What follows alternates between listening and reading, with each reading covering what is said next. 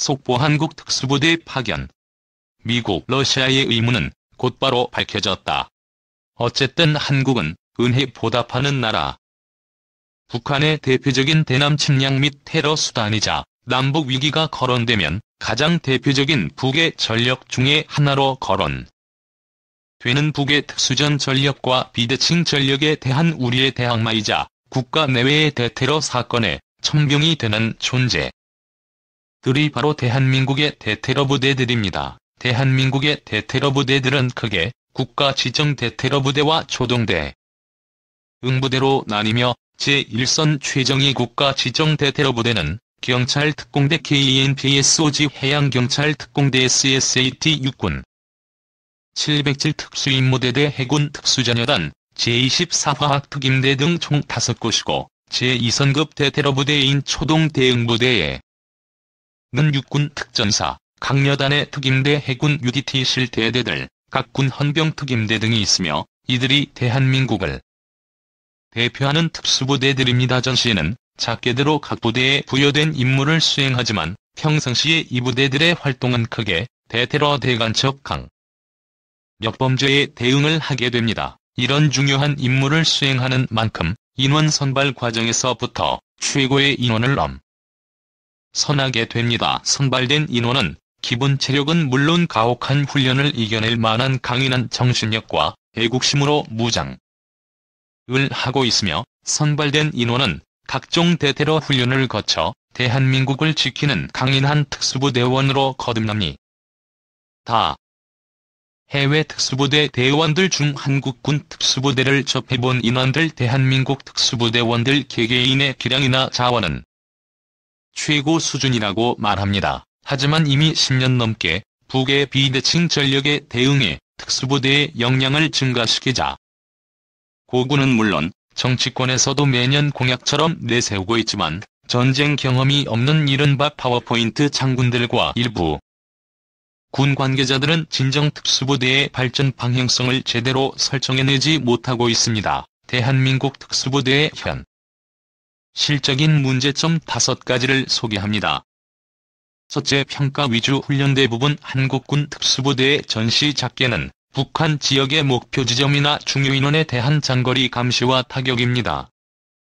하지만 작계 자체가 현실적이지 않고 작전 투입 수단에 대한 지원이 없어 직접적인 타격을 하기 전인 침투 단계에서 너무 많은 에너지와 시간을 소비하게 됩니다. 이 현상은 한국 내에서 이루어지는 전시 대비 훈련에서도 있으며 실제 전쟁이 발발한다면 한 번도 가보지 않는 지형에서 과연 몇 개 팀이나 작전 지역에 무사히 도착해 주 임무를 수행하게 될지 알 수 없습니다. 작계를 짤 때 어디 지역에 어떤 팀을 투입해 어떻게 타격하느냐 만큼 이들을 그 지역에 어떻게 효과적으로 큰 손실 없이 투입시킬 수 있을까 고민하는 것이 필요합니다.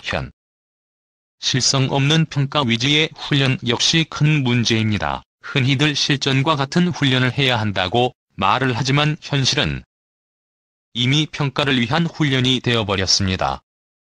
둘째, 열악한 환경. 특수부대는 특수작전 수행을 위해 가려 뽑은 특수인원을 훈련시키는 곳이라는 것은 국민 거의 모두가 알고 있는 사실입니다. 하지만 현실에서 특수부대원들이 처한 상황은 여름이면 훈련을 하기도 모자른 시간에 예초기로 잔디를 깎고 겨울이면 눈을 치우는 게 작금의 한국 특수부대의 현실입니다. 특수작전을 위해 하루하루 훈련을 시켜도 아까운 병력을 부대 미관 및 작업에 투입을 한다는 것 자체가 부대 설립 목적과 부합되지 않습니다. 국방비를 그만큼 쓰면서 한줌밖에 안 되는 국가 대테러 부대원들이 예초기를 돌리는 모습은 그야말로 넌센스입니다. 연합훈련을 한 모든 미군 특수부대원들에게도 그 모습은 이해할 수 없는 모습이라고 입을 모으고 있습니다. 셋째, 시스템 변화 필요. 대부분의 미군 레인저나 일반 네이비실 대원들 중 열심히 부대 활동을 하는 대원들은 그 이유가 그 부대보다 더 상급 특수부대인 최정예 중에 최정예 티어1인 델타나 대북으로 가기 위해서입니다. 미군의 특수부대는 티어 시스템을 통해 단계화되어 있고 부대 지원금 수당 장비 지원도 상급 특수부대로 가면 갈수록 더욱 좋아지. 고부대원 개개인에 대한 자유도 더 폭이 넓어집니다. 따라서 모든 특수부대원들은 상급 부대로 갈수록 좋아지. 는 대우와 장비로 인해 성취감과 목표가 생겨 평소에 부대 생활을 열심히 하고 자기 발전을 하는 원동력이 됩니다.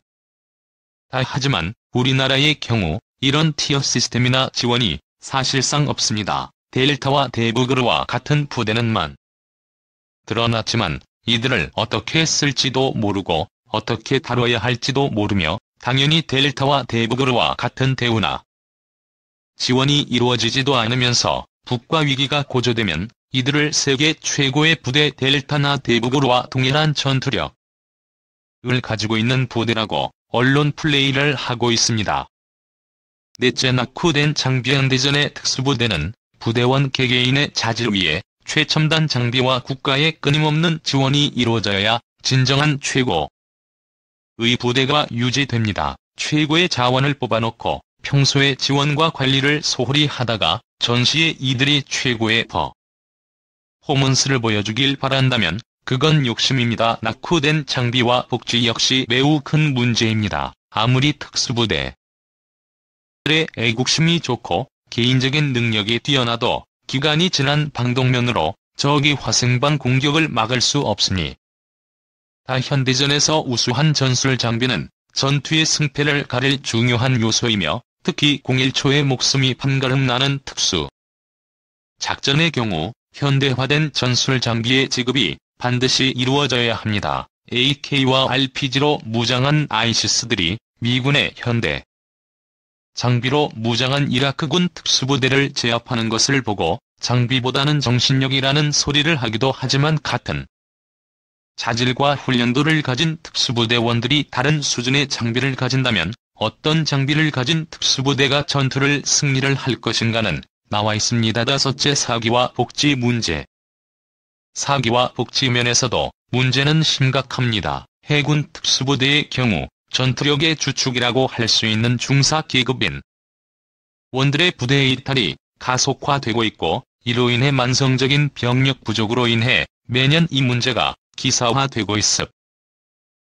이들이 소방이나 해경사설 회사 등으로 이직을 하는 이유는 어려운 임무를 하는 특수부대원들에 대한 복지가 제대로 이루어지지 않았기 때문입니다. 군 내부에서도 이 문제가 종종 제기되었지만 타 부대와의 형평성 등의 말도 되지 않는 이유로 아직도 이들은 물론 다른 특수부대원들의 수당 등의 복지 문제는 제자리 걸음을 하고 있습니다. 특수부대원들은 장기 훈련이나 파병이 많아 가정을 잘 돌보기 힘든 경우가 많습니다. 특수부대원 자신은 애국심으로 어떻게든 참고 군생활을 할 수 있겠지만 이들의 가족은 특수부대원의 가족이라는 이유로 희생을 강요당한다면 이들이 얼마나 버텨줄 수 있을지 의문이며 결국 가족을 지키기 위해 이들은 결국 다른 직업을 찾을 수밖에 없을 것입니다.